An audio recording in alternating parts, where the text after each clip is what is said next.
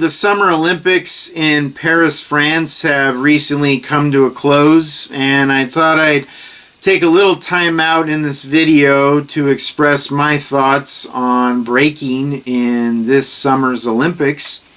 And I know some breakers don't want to be called breakdancers and they don't want their sport to be called breakdancing, but technically it is a dance, so I'm going to be calling it breakdancing. I really think breakdancing is very amazing. I know some people were saying, oh, breakdancing shouldn't be in the Olympics, it's not a sport. But I think it is, because you're competing against another breakdancer and you got to up the ante in all your different breakdancing moves.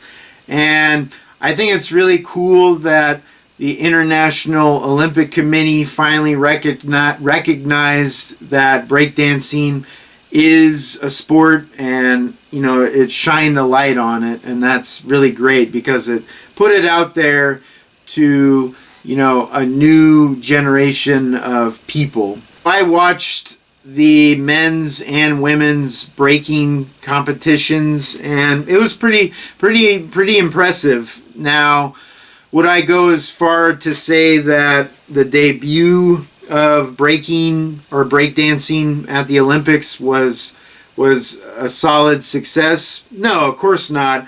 I mean, it's the first time it's been in the Olympics. It's not going to be perfect. Another subject I'd like to touch on that is related to breakdancing being in this year's Summer Olympics is the criticism that was leveled at the female breakdancer from Australia, Ray Gunn. And yeah, I will admit it was a weird dance. It was strange. I wouldn't call what she was doing breakdancing. But at the same time, I don't think that she should have her life ruined because of one mistake. Yes, she thought she was doing something unique.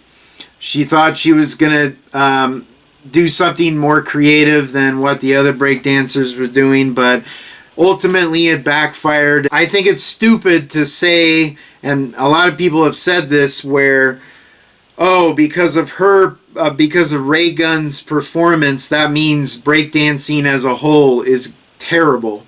And just because one breakdancer did a terrible routine doesn't mean that all the other breakdancers are going to be the same way. In conclusion, I would just like to say that breakdancing is pretty incredible once you actually watch it and see it for what it is. Also, I think whenever a new sport or something new comes on the scene, people are going to be skeptical of it. They're going to be critical of it.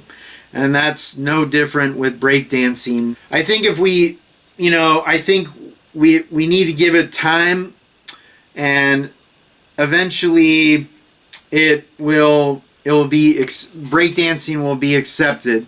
And I'm sure most of you have heard the fact that in the next Summer Olympics in 2028 in Los Angeles, breaking or breakdancing will not be included.